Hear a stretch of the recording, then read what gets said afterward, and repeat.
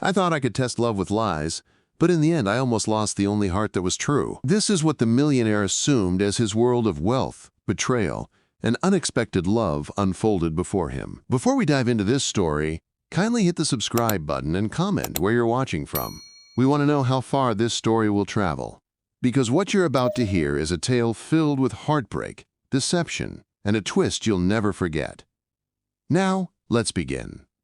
Rain hammered against the windshield as Nathan Cross gripped the steering wheel, his knuckles pale in the dim light. The city blurred around him, neon signs bleeding into streaks of color, his mind fixed not on the road, but on the gnawing suspicion that had haunted him for months. Victoria's laughter, always a little too sharp, a little too rehearsed, echoed in his memory. Every glance she cast toward another man, every hesitation when he spoke of the future, replayed like shards of glass in his chest. And now, the world would believe he was broken, bound to a chair, stripped of power. It was exactly what he needed. A test, a trap, a performance to expose the truth. When the car screeched to a halt, glass scattering into the rain, the performance began. The accident was staged, the details carefully orchestrated. Paramedics rushed him to the hospital. Cameras caught the scene, and headlines the next morning mourned the billionaire's tragic misfortune.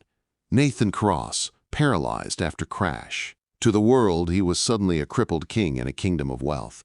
To Nathan, it was a stage. And Victoria, his glamorous fiancée, was about to play the lead role in his experiment. 2 weeks later, the Cross estate glowed like a fortress of glass and steel against the gray horizon. Inside, everything was polished, gleaming, cold. Nathan sat in the wheelchair, his sharp jaw and piercing blue eyes watching the door as Victoria entered. She swept in draped in silk, her perfume preceding her, her smile as radiant as the cameras demanded. "Nathan, darling," she cooed, brushing a kiss across his cheek. To anyone else it was devotion. To Nathan, it was calculated. He noticed the stiffness in her body, the quick flicker of annoyance when she maneuvered around his chair, the way her eyes lingered on the champagne glass rather than on him. Later, when the reporters were gone and the staff dismissed, Nathan wheeled himself to the window, staring at the endless city lights. Marcus, his friend and lawyer, leaned against the wall. "You're really going through with this," Marcus said, voice low. Nathan didn't answer immediately. He pressed his fingers to the cool glass, his reflection staring back at him. "I have to," he whispered finally. "Every woman in my life has loved the fortune, never the man. If Victoria's different, I'll know. If she isn't..." His voice faltered, but his jaw tightened. "Better I find out now." The days passed, in silence, broken by Victoria's orchestrated visits. She smiled when cameras clicked, held his hand when journalists lingered. But in private, her patience thinned. She sighed at the endless medical equipment, rolled her eyes when he needed help moving across a room, and spent nights out under excuses Nathan no longer believed. The mask was slipping, just as he feared. Yet something else, someone else, entered his carefully constructed world and disrupted it in ways he hadn't predicted. Her name was Elena Ramirez. She arrived quietly, introduced as a temporary maid, hired to keep the household in order while Nathan recovered. She wasn't dazzling like Victoria. She didn't sparkle in diamonds or command a room with charm. Instead, she carried humility in her posture, resilience in her dark eyes, and warmth in the gentle lilt of her voice. She moved through the mansion with steady purpose, scrubbing, tidying, preparing meals no one thanked her for. Nathan noticed her first when she came to collect an empty glass from his side table. She met his gaze, not with pity, not with awe, but with calm respect. "Do you need anything else, sir?" she asked softly. The simplicity of her words struck him more than Victoria's grand speeches ever had. One night, long after Victoria had swept out in a glittering gown for another charity gala, Nathan sat alone in the study. The storm outside rattled the windows, and he closed his eyes, pretending to sleep. He heard quiet footsteps. Elena entered, her hands busy with a folded blanket. Without a word, she draped it over him, smoothing it across his chest with a tenderness that startled him. She thought he was asleep, but Nathan's heart beat fiercely against his ribs. No audience, no cameras, no reason to pretend. And still, she cared. The contrast gnawed at him. Victoria's love was performative, a script played for the world's applause. Elena's kindness was raw, unpolished, unseen. For the first time in years, Nathan felt a crack in the armor he had built around himself. He found excuses to speak with her, asking about her day, her family, her dreams. At first, she hesitated, wary of overstepping her role. But eventually she told him about her parents, immigrants who had sacrificed everything to give her a chance in America, and about her younger brother whose college tuition weighed on her shoulders. Nathan listened, captivated by the honesty in her voice, the strength behind her quiet words. Marcus noticed the shift before Nathan admitted it to himself. One evening, as Nathan replayed the sound of Elena's laughter in his mind, Marcus warned him. "Careful," he said. "You built this test to reveal Victoria. Don't let it blind you to something you weren't prepared to face." Nathan didn't answer. He stared into the flames of the fireplace, Elena's face rising in his thoughts. He had planned every detail of this deception, calculated every move, but he hadn't calculated her. And as the storm raged outside, Nathan realized the test might be exposing more than Victoria's heart. It might be unraveling his own. Victoria's smile was flawless, a mask polished by years of practice, but Nathan had learned to see the fractures. He watched her closely that evening as she balanced herself on the edge of his chair, hand grazing his shoulder for the sake of appearances, lips tilted in a grin that never reached her eyes. The flash of the paparazzi's cameras lit up the driveway like lightning. She clung to his arm as though she were the picture of loyalty. Yet Nathan felt the slight tremor of impatience in her grip, the stiffness in her body each time she leaned close. To the cameras, they were perfect, tragic, glamorous, a billionaire struck down yet still adored. To Nathan, it was a performance, and he was both actor and audience. Inside the mansion later that night, when the lights were dimmed and the reporters gone, Victoria's face hardened into something colder. She tugged off her earrings with sharp movements, tossed them onto the marble counter, and exhaled loudly. "I don't know how much longer I can do this," she muttered under her breath. Nathan wheeled himself into the room, silent as a shadow, catching every word. Her reflection in the mirror didn't flinch. "The cameras! The pitying looks! This isn't what I signed up for." Her phone buzzed, and she answered swiftly, her voice switching to a bright, flirtatious lilt. "Of course, darling. Tomorrow night works. He won't even notice I'm gone."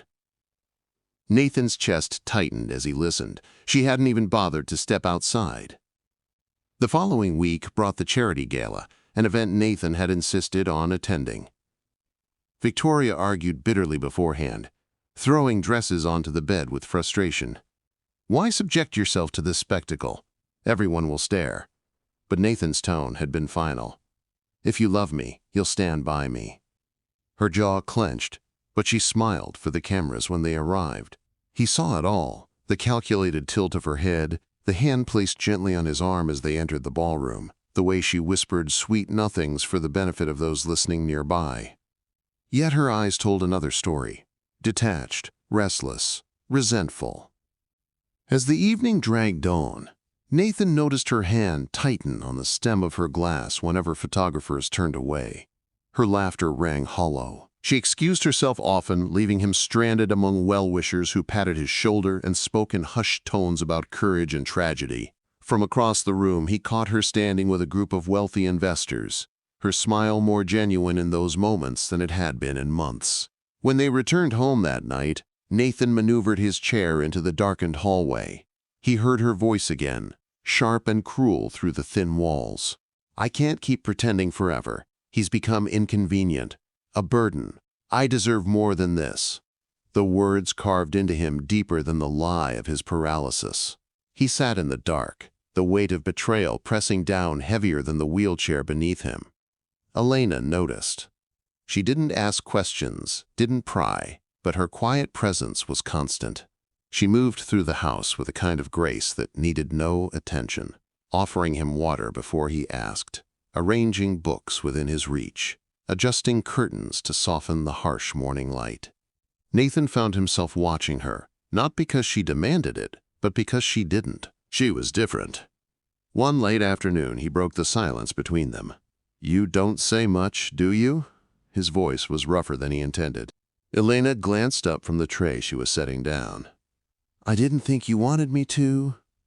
There was no bitterness in her tone, only honesty. Nathan studied her face, the faint tiredness in her eyes, the weariness of someone who carried more than her share. "What do you want?" he asked. She hesitated before answering, her voice soft. "For my brother to finish school, for my father to get better, for my mother to worry less, for me." She trailed off, shaking her head. "None of that matters to you." But it did. He realized it mattered more than anything Victoria had ever said. That night, as rain tapped against the windows, Nathan lingered in the study, the firelight flickering against the walls. He pretended to be asleep in his chair again, just to watch what she would do. Elena entered quietly, her footsteps careful against the hardwood. She carried a blanket folded neatly in her arms. Without a word, she draped it across him, tucking the edges near his shoulders. Her hand lingered only a moment, brushing gently against his arm before pulling away. Nathan's breath caught in his chest. There were no cameras, no promises, no expectations, only her. The next morning, Marcus arrived, his sharp eyes taking in the exhaustion lining Nathan's face. "You're playing with fire," he said. Nathan frowned. "What do you mean?" Marcus leaned closer, voice low. "This isn't just about testing Victoria anymore. I see the way you look at that girl. Be careful. The truth you uncover may not be the one you set out to find." Nathan didn't reply, but the words stayed with him. He wheeled himself to the terrace later, watching Elena hang linens in the breeze, her hair catching sunlight in a way that made the world around her seem less heavy. He felt something stir inside him, a dangerous, unfamiliar warmth. He had built a trap to expose one woman, but another had stepped into his life. Uninvited, unpretentious, unforgettable. And for the first time in years, Nathan Cross feared he was losing control of his own story. Nathan had grown used to silence in his mansion, cold, echoing halls where words felt more like performance than truth. But with Elena, the silence became different. It wasn't heavy. It wasn't hollow. It was comforting. The quiet stretched between them like a soft thread, broken only when she spoke with her calm voice that carried no pretense. He began to seek it, to wait for those small moments when she lingered a second longer by his chair, or when their eyes met across the room and something unspoken passed between them. He told himself it was curiosity, nothing more, but deep down he knew it was something else, something he hadn't planned for. Late one night, Nathan wheeled himself into the kitchen, restless. Elena was there, sleeves rolled up, hair falling from her bun as she wiped the counters. She looked startled to see him. "You should be resting," she said. He smirked, leaning against the arm of his chair. "And miss the smell of fresh bread?" She laughed lightly, a sound that lodged in his chest. They ended up sitting together, a plate of bread between them, talking until the clock struck midnight. She spoke of her family's sacrifices, of her younger brother who wanted to be an engineer but couldn't afford tuition. Nathan listened intently, realizing he hadn't listened to anyone that way in years. He confessed fragments of himself, too. His father's abandonment, the endless suspicion that every woman he met wanted only his name, his money. She didn't pity him. She just listened, and that made all the difference. But with every moment he shared, guilt gnawed at him. Elena believed the lie. She believed he was broken, confined, a man stripped of power. And yet she treated him with a dignity even he hadn't expected. He told himself it was necessary. The deception was part of the test. Still, the more she smiled at him, the more he felt like a fraud. Victoria, on the other hand, was unraveling. Her patience thinned, her sharpness less hidden. She came into his room one afternoon, phone pressed to her ear, speaking in a hushed but furious tone. "You don't understand, it's unbearable. He needs help for everything. I can't keep living like this." She froze when she saw Nathan watching her, but the damage was done. She quickly plastered on a smile, kissed his cheek perfunctorily, and left without another word. Nathan stared after her, hollow. The test was working, but victory felt like ash in his mouth. The tension exploded poolside one weekend. The sun was high, glittering against the water, and Nathan sat under the shade of an umbrella while Victoria scrolled through her phone, ignoring him. Elena appeared with a tray of drinks, setting it gently on the table. "Thank you," Nathan said softly, but before Elena could leave, Victoria snapped. "Is this your job? Hovering? Don't you have floors to scrub?" Her tone dripped with disdain. Elena stiffened, her jaw tightening, but she held her ground with quiet dignity. "I was only doing my work, ma'am." Nathan's fingers tightened on the armrest of his chair. He wanted to lash out, to defend Elena, but he bit his tongue, forcing himself to watch. Victoria's eyes narrowed, sensing the shift. "Careful," she hissed. "People like you forget your place." Elena lowered her gaze, refusing to rise to the bait, and walked away. Nathan's chest burned as he watched her retreat. For the first time, he wondered if the real performance wasn't Victoria's loyalty at all, but his own strength to confront her cruelty. That night, he couldn't sleep. He replayed the moment again and again, the venom in Victoria's voice, the quiet strength in Elena's composure. It haunted him more than any betrayal of faithfulness ever could. And when Elena came to collect the tray from his study, thinking he was asleep, she paused. She looked at him for a long time, her expression soft but filled with something heavy, something tender. Then she whispered, barely audible, "You deserve someone who truly sees you." His heart slammed against his ribs. She thought he couldn't hear, but her words cut deeper than any truth Marcus had ever spoken. Nathan stared into the darkness long after she left, his chest tight, his throat dry. She saw him, not the billionaire, not the crippled man, not the deceiver, just him. The following days became a blur of small moments. Elena brushing past him, the warmth of her hand lingering a fraction too long as she passed him a glass. The way her laughter filled the empty spaces of the house, lighting it with something Victoria never could. He found himself asking about her favorite books, her childhood memories, her secret hopes. She was hesitant, careful, but slowly she opened up, painting a picture of a world filled with sacrifice and resilience. One evening, Nathan sat with Marcus by the fire. He confessed more than he meant to. "She makes me feel like I'm not pretending." Marcus raised an eyebrow, leaning forward. "And what happens when she learns you are?" That every smile, every confession was built on a lie. Nathan looked into the flames, his stomach twisting. "I don't know," he admitted, "but for the first time in years, I don't feel like a man everyone wants to own. I feel like a man she might actually care about." Marcus shook his head slowly. "Then the question is, Nathan, when are you going to stop playing games and start telling the truth?" Nathan had no answer. All he knew was that the lie that began as a test was becoming something else entirely. And as he watched Elena move quietly through his home, her kindness piercing through his carefully constructed walls, he realized he was falling, fast, hard, and completely unprepared.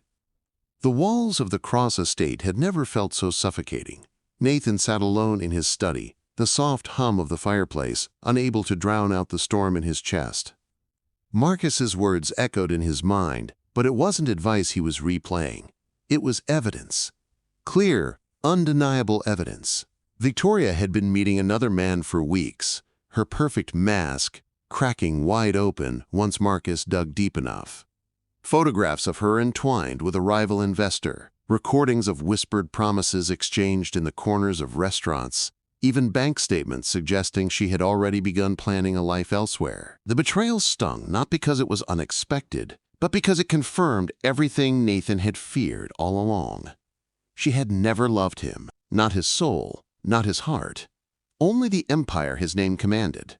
Nathan clenched the armrests of his chair, the leather groaning under his grip. All the months of pretending, of staging his brokenness, had led to this. Yet instead of satisfaction, he felt a bitter taste rising in his throat. He thought exposing Victoria would free him, would give him clarity. Instead, it left him hollow. Because now he had something else to lose, something he hadn't factored into his grand design. Ilana.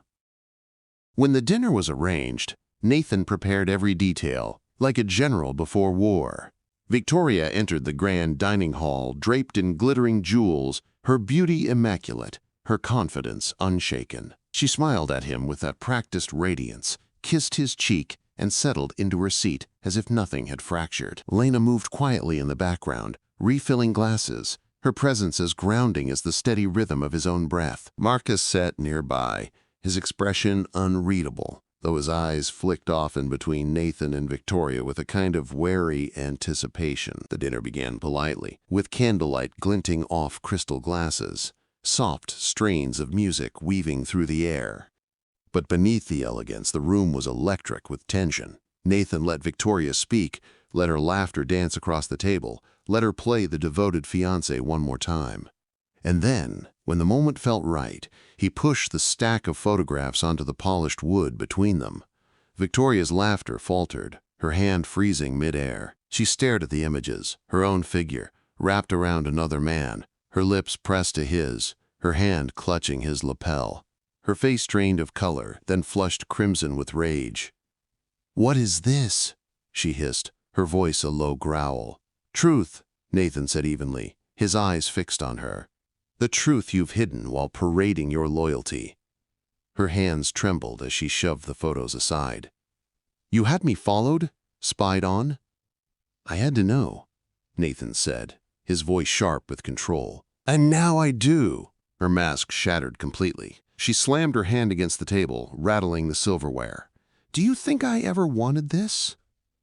To be chained to a man who can't even stand on his own 2 feet? You're pathetic, Nathan. You think wealth can disguise weakness, but all I see is a broken man clinging to pity." The words sliced through the air, but instead of recoiling, Nathan felt a strange calm settle over him. This was it, the unfiltered truth he had orchestrated the entire deception to reveal. Yet it still left him aching. Slowly, deliberately, Nathan pushed back his chair.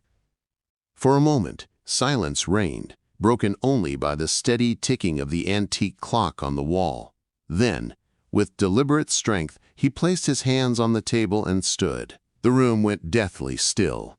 Victoria's eyes widened in disbelief, her mouth parting as the impossible unfolded before her. Marcus exhaled slowly. A grim satisfaction etched into his face. Elena gasped softly, her hand instinctively rising to her chest. Nathan stood tall, the weight of months of lies pressing down on him as he looked directly at Victoria. "I'm not broken. I never was," he said, his voice low but resonant. "This was my test, to see if you loved me or only what I could give you."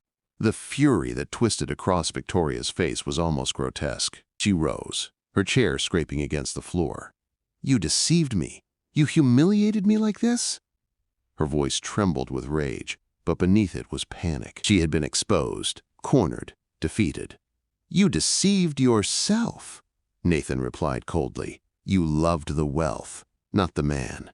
And now the world will know who you truly are." She spat out a curse, her eyes blazing, and stormed out, jewels clattering against her skin as the door slammed behind her. The silence that followed was suffocating. Nathan stood rigid, chest-heaving, but his eyes instinctively sought Elena's. She wasn't looking at him with triumph nor pity. She was looking at him with something worse. Betrayal. Her face was pale, her lips pressed into a tight line. Slowly, she shook her head. "You lied," she whispered, her voice breaking. "Elena," Nathan began, taking a step toward her. She recoiled, her hands trembling as she clutched the edge of the table for support. "All this time, I believed you. I thought you trusted me enough to be honest.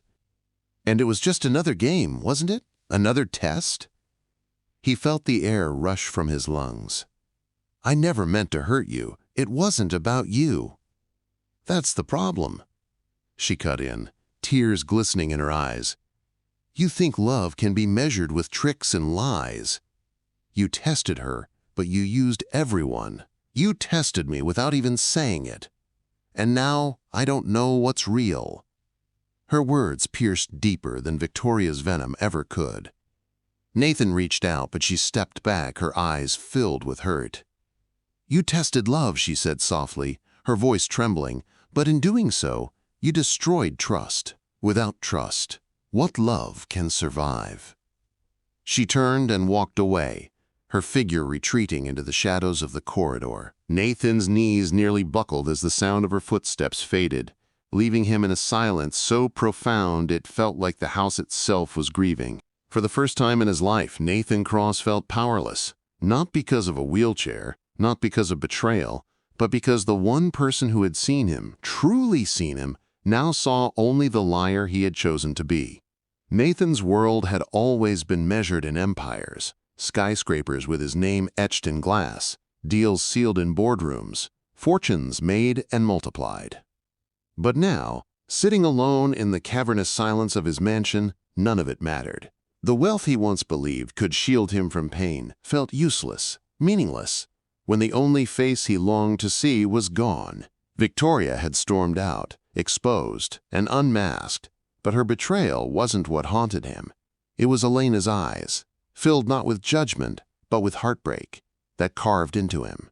She had walked away not because she didn't feel something for him, but because he had proven himself no different from the people he had tried so hard to escape. Marcus found him the next morning in the study, the curtains drawn, the fire long since burned to ash. Nathan sat hunched forward, his head in his hands, staring at the floor as though searching for answers in the grooves of the hardwood. Marcus set a cup of coffee beside him and sat quietly across from him. "So, you got what you wanted," Marcus said finally, his voice steady but heavy with disappointment. Victoria showed her true colors. "But you didn't think about what it would cost." Nathan looked up, his face drawn, his eyes hollow. "I thought I was protecting myself, protecting my heart. And instead, I destroyed the one thing that felt real." His voice broke on the last word. "She'll never forgive me." Marcus leaned forward, his gaze sharp but not unkind. "Maybe not, but if you really love her, if this isn't just another game, then you fight for her. Show her the man you are, not the billionaire, not the trickster, just you." The words lodged in Nathan's chest. For the first time, he realized Marcus was right. If he wanted Elena, if he wanted any chance at redemption, he had to strip himself of everything else: power, pride, pretense, and stand before her with nothing but honesty. 2 nights later, Nathan found himself outside Elena's modest apartment building on the south side of the city.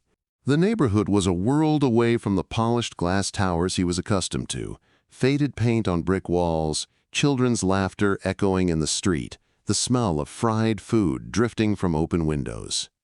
He sat in his car for a long time, watching the lights flicker in the small apartments, his chest tight. For once, he wasn't Nathan Cross the billionaire. He was just a man, terrified of losing the only woman who had ever truly seen him. When he finally climbed the stairs and knocked, it was Elena's younger brother who answered. A boy of 17, his eyes wary but curious, called back into the apartment. "Lena, it's him." Elena appeared in the doorway, her expression guarded, her posture stiff. She looked tired, shadows beneath her eyes, but still carried that quiet strength Nathan had fallen for. "Why are you here?" she asked flatly. "I had to see you," he said softly, his voice almost pleading. "Please, let me explain." She stepped outside, closing the door behind her to shield her family from the conversation. Crossing her arms, she stared at him. "Explain what?" "That everything you told me, everything you let me believe, was a lie? That you thought love was some experiment you could control?"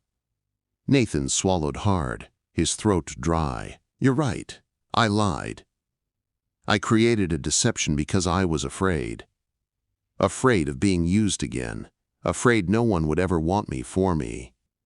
I let that fear dictate everything, and I hurt you in the process. I can't change that. But Elena," he stepped closer, his voice cracking, "you're the first person who's ever made me feel like I was more than my money, more than my mistakes, and I don't want to lose that." Her eyes shimmered with unshed tears, but her face stayed resolute. I don't need grand words, Nathan. I need trust. And you destroyed that. He nodded, the truth of her words cutting deep. Then let me earn it back, however long it takes. I don't care if it takes months, years. I'll wait. I'll prove to you that what I feel is real. For days after, Nathan returned to that neighborhood, not with flowers, not with gifts, but with actions. He quietly arranged for Elena's father's hospital bills to be paid, though when she confronted him about it, furious at first, he admitted it openly. I didn't do it to impress you, he said, his voice low, eyes steady. I did it because I care about you, because your pain matters to me as much as my own. Slowly, her anger softened, though the hurt still lingered. She saw him visiting her father in the hospital, not as a benefactor but as a man willing to sit quietly by a sickbed, listening to stories of the old country, nodding with respect. She saw him kneel in her mother's cramped kitchen helping fix a broken cabinet, his expensive shirt smudged with grease without a second thought. She saw him in her world, stripped of luxury, humbled, trying.